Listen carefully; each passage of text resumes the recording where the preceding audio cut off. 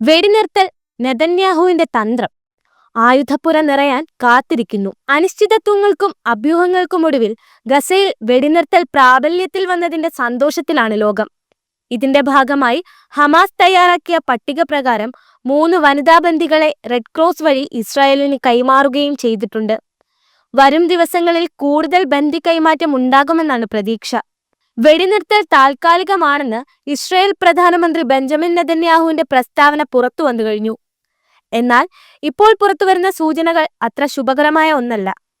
ഹമാസുമായുള്ള തുടർച്ചയായ യുദ്ധവും ഹിസ്ബുള്ളയും ഹൂതികളും ഏറ്റവും ഒടുവിൽ സിറിയയിൽ കയറിയുള്ള ആക്രമണവും എല്ലാം കൂടി ഇസ്രായേലിന്റെ ആയുധപ്പുര ഏതാണ്ട് കാലിയായ മട്ടാണ്.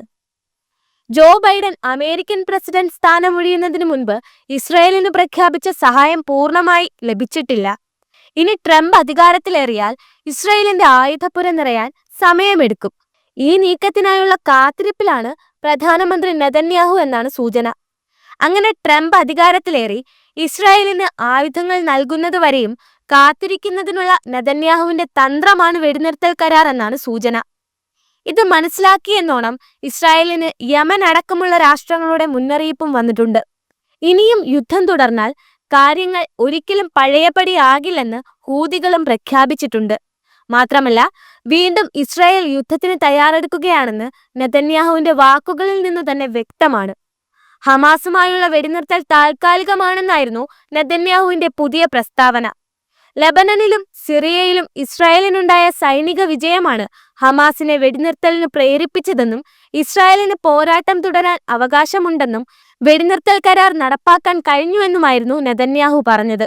യുദ്ധത്തിലെ അമേരിക്കയുടെ സാന്നിധ്യത്തെയും തുറന്നു കാണിക്കാൻ നെതന്യാഹു മറന്നില്ല.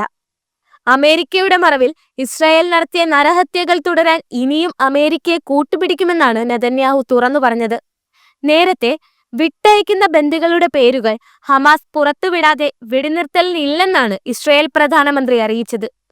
സുരക്ഷാ ക്യാബിനറ്റ് വെടിനിർത്തലിന്റെ അന്തിമ തീരുമാനം സർക്കാരിന് വിട്ടിരുന്നു. ഭൂരിപക്ഷ പിന്തുണ ക്യാബിനറ്റിലും വെടിനിർത്തലിന് അനുകൂലമായിരുന്നു. ഗസയിൽ തങ്ങളുടെ ലക്ഷ്യങ്ങൾ കൈവരിക്കുന്നതിൽ ഇസ്രായേൽ പരാജയപ്പെട്ടതിനാൽ ആക്രമണം പുനരാരംഭിക്കുമെന്നും നെതന്യാഹു വ്യക്തമാക്കി. കഴിഞ്ഞ 1 വർഷത്തിനുള്ളിൽ ഗസയിൽ ഇസ്രായേൽ നടത്തിയ പോർവിളിയിലും പാലസ്തീനികളെ കൊന്നൊടുക്കുന്തോറും ഹമാസിന്റെ അടിസ്ഥാന സൗകര്യങ്ങൾ നശിപ്പിക്കുന്തോറുമൊക്കെ ലോകത്തിനു മുന്നിൽ തന്റെ പ്രതിഷ്ഠയെ തകരുകയാണെന്ന ബോധ്യം നെതന്യാഹുവിന് ഉണ്ടായിരുന്നില്ല. താനൊരു യുദ്ധവീരനാണെന്ന ഭാവത്തിൽ നടത്തിയ നീക്കങ്ങളെല്ലാം തന്നെ പക്ഷെ തന്റെ ജനപ്രീതി കുറച്ചെന്ന് നിലവിൽ നെതന്യാഹുവിന് മനസ്സിലായിട്ടുണ്ട്. അതുകൊണ്ട് തന്നെ ചുവടൊന്നു മാറ്റിപ്പിടിച്ചില്ലെങ്കിൽ ഇനി നേതൃത്വത്തിൽ തുടരാൻ തനിക്ക് സാധിക്കില്ലെന്ന് നെതന്യാഹുവിനറിയാം. അതേസമയം വെടിനിർത്തലിനെതിരെ ഇസ്രായേലിൽ കനത്ത പ്രതിഷേധങ്ങളാണ് അരങ്ങേറുന്നത്. പ്രധാനമന്ത്രി ബെഞ്ചമിൻ നെതന്യാഹു രാജിവെക്കണമെന്നും യുദ്ധം തുടരണമെന്നും ആവശ്യപ്പെട്ട് ഇസ്രായേലികൾ ജെറുസലേമിൽ ഒത്തുകൂടി. യുദ്ധത്തിൽ കൊല്ലപ്പെട്ട ഇസ്രായേൽ സൈനികരോടുള്ള വഞ്ചനയാണ് വെടിനിർത്തലെന്നും അമേരിക്കയുടെ സഹകരണത്തോടെ യുദ്ധം തുടരണമെന്നുമാണ് ഇവരുടെ ആവശ്യം. ബന്ദികളെ മോചിപ്പിക്കുകയാണ് കരാറിലെത്താനുള്ള നെതന്യാഹുവിന്റെ മറ്റൊരു പ്രധാന കാരണം. ഏകദേശം 100 ഇസ്രായേൽ ബന്ദികൾ ഹമാസിന്റെ കൈകളിലുണ്ട്. പക്ഷേ യുദ്ധം അവസാനിപ്പിക്കാൻ പണ്ടേ താല്പര്യമില്ലാത്ത നെതന്യാഹുവിന്റെ ഇപ്പോഴത്തെ ബലം അമേരിക്കയാണ്. അമേരിക്കൻ തലവന്മാരായ ട്രംപും ബൈഡനും കരാറിനു ശേഷവും യുദ്ധത്തിലേക്ക് മടങ്ങാനുള്ള അവകാശം തങ്ങൾക്കുള്ളതായി പറഞ്ഞിട്ടുണ്ടെന്നാണ് നെതന്യാഹു വെളിപ്പെടുത്തുന്നത്.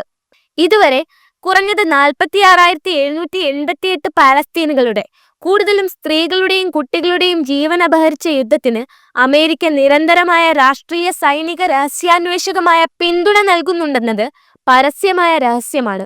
യുദ്ധം ഇതുവരെ അവസാനിച്ചിട്ടില്ല. ഞങ്ങൾക്ക് ഇനിയും ഒരുപാട് ദൂരം പോകാനുണ്ടെന്ന് നെതന്യാഹു പറയുന്നു. ഞങ്ങളുടെ എല്ലാ യുദ്ധലക്ഷ്യങ്ങളും ഞങ്ങൾ കൈവരിക്കുമെന്ന് ഞാൻ വാഗ്ദാനം ചെയ്യുന്നു. ഹമാസ് ഉൾപ്പെടെയുള്ള പാലസ്തീൻ പ്രതിരോധ ഗ്രൂപ്പുകളെ ഉന്മൂലനം ചെയ്യുമെന്ന് ഇസ്രായേൽ ഭരണകൂടം ഉറപ്പിച്ചുകൊണ്ടിരിക്കുകയാണെന്നും അദ്ദേഹം പറയുന്നു. ഇതെല്ലാം വെടിനിർത്തൽ കരാറിനെ വീണ്ടും ഇസ്രായേൽ പ്രഹസനമാക്കുകയാണോ എന്ന ചോദ്യമാണ് ഉയർത്തിക്കൊണ്ടുവരുന്നത്. അങ്ങനെ കരാർ ലംഘനമായി ഇസ്രായേൽ വീണ്ടും എന്തെങ്കിലും ചെയ്താൽ അതിനുള്ള തിരിച്ചടി ഒരുപക്ഷെ ഇസ്രായേലിന് താങ്ങാനാവില്ല. ഇറാനും യമനും അടക്കമുള്ളവർ ഇസ്രായേലിനെതിരെ പാലസ്തീനു വേണ്ടി കളത്തിലിറങ്ങിയാൽ പിന്നെ ഇസ്രായേൽ നേരിടാൻ പോകുന്നത് പ്രതീക്ഷിച്ചതിലും അപ്പുറത്തേക്കുള്ള പ്രത്യാക്രമണങ്ങളായിരിക്കും. അതിനിടയിൽ കഴിഞ്ഞ 15 മാസത്തോളമായി വംശഹത്യയിലൂടെ ക്രൂരമായ യുദ്ധം നടത്തിയിരുന്ന ഇസ്രായേൽ ഭരണകൂടത്തിനു മുൻപിൽ സമാനതകളില്ലാത്ത വിജയം നേടിയ ഗസ മുനമ്പിലെ പാലസ്തീനികളെ ഇറാൻ വിദേശകാര്യമന്ത്രി അബ്ബാസ് അരാഗ്ചി അഭിനന്ദിച്ചിട്ടുണ്ട്. ഗസയിലെ ഇസ്ലാമിക് ജിഹാദ് പ്രതിരോധ പ്രസ്ഥാനത്തിന്റെ സെക്രട്ടറി ജനറൽ സിയാദ് അൽ നഖാലുമായി ശനിയാഴ്ച നടത്തിയ ഫോൺ കോളിലാണ് അദ്ദേഹം ഹമാസിന്റെ നേട്ടത്തെക്കുറിച്ച് എടുത്തു പറഞ്ഞത്. ഗസയിലെ പ്രതിരോധ ഗ്രൂപ്പുകളുമായുള്ള വെടിനിർത്തലിന് അടുത്തിടെ അംഗീകാരം ലഭിച്ചതിന് പിന്നിൽ പാലസ്തീനുകളുടെ വിജയകരമായ ചെറുത്തുനിൽപ്പാണെന്ന് അദ്ദേഹം പറയുകയുണ്ടായി. ഇസ്രയേൽ അധിനിവേശത്തിൽ നിന്നും ആക്രമണത്തിൽ നിന്നും ചെറുത്തുനിൽക്കാൻ പാലസ്തീനുകാർക്ക് പിന്തുണ നൽകുന്ന ഇസ്ലാമിക് റിപ്പബ്ലിക്കിന്റെ തത്വപരവും നേതൃത്വപരവുമായ നിലപാടിനെയും സയനിസ്റ്റ് അധിനിവേശത്തിനെതിരെയുള്ള പാലസ്തീനുകളുടെ പ്രത്യാക്രമണങ്ങളെയും കുറിച്ച് അരാഗ്ചി അടിവരയിട്ട് പറഞ്ഞു. അതേസമയം യുദ്ധം തുടരാൻ സാധ്യതയുണ്ടെന്ന് ഇസ്രായേൽ പറഞ്ഞതിനു പിന്നാലെ ശത്രുവിന്റെ 2 തന്ത്രപ്രധാന സ്ഥലങ്ങൾ ലക്ഷ്യമിട്ട് യമൻ സായുധ സേന മിസൈൽ ആക്രമണങ്ങൾ നടത്തി. ഇസ്രായേലിലെ സുപ്രധാന തുറമുഖമായ എയിലാറ്റിനും യമൻ തീരത്ത് വിന്യസിച്ചിരിക്കുന്ന അമേരിക്കൻ വിമാനവാഹിനികൾക്കും നേരെയാണ് ആക്രമണം നടത്തിയത്. ആദ്യ ഓപ്പറേഷൻ നടത്തിയത് തുൾഫിക്കർ തരത്തിലുള്ള ബാലിസ്റ്റിക് മിസൈൽ ഉപയോഗിച്ചും രണ്ടാമത്തെ ഓപ്പറേഷൻ ഒരു ക്രൂയിസ് മിസൈൽ ഉപയോഗിച്ചുമായിരുന്നെന്ന് വക്താവ് ബ്രിഗേഡിയർ ജനറൽ യാഹ്യ സാരി അറിയിച്ചു. 2 ലക്ഷ്യങ്ങളെയും വിജയം കണ്ടെന്നും അദ്ദേഹം പറഞ്ഞു. അമേരിക്കൻ വിമാനവാഹിനി കപ്പലായ USS ഹാരി എസ് ട്രൂമാനെയും ചെങ്കടലിന്റെ വടക്കൻ ഭാഗത്ത് വിന്യസിച്ചിട്ടുള്ള എല്ലാ യുദ്ധക്കപ്പലുകളെയും ലക്ഷ്യമിട്ട് സംയുക്ത സൈനിക ഓപ്പറേഷൻ നടത്തിയതായി വക്താവ് എടുത്തു പറഞ്ഞു. ഈ ഓപ്പറേഷൻ നിരവധി ഡ്രോണുകളും ക്രൂയിസ് മിസൈലുകളും ഉപയോഗിച്ചുള്ളതായിരുന്നുവെന്നും ഓപ്പറേഷൻ അതിന്റെ ലക്ഷ്യങ്ങൾ വിജയകരമായി കൈവരിച്ചതിന്റെ ഫലമായി അമേരിക്കൻ കപ്പലുകൾ തീരത്ത് നിന്നും പലായനം ചെയ്തു പോകാൻ നിർബന്ധിതരായെന്നും അദ്ദേഹം പറഞ്ഞു. ഗസ വെടിനിർത്തൽ കാലയളവിൽ രാജ്യത്തിനെതിരെ ഏതെങ്കിലും തരത്തിലുള്ള ആക്രമണം ഉണ്ടായാൽ തക്കതായ മറുപടി ലഭിക്കുമെന്ന് ചെങ്കടലിലെ എല്ലാ ശത്രു സൈന്യങ്ങൾക്കും യമൻ സായുധ സേന മുന്നറിയിപ്പ് നൽകിയിട്ടുണ്ട്.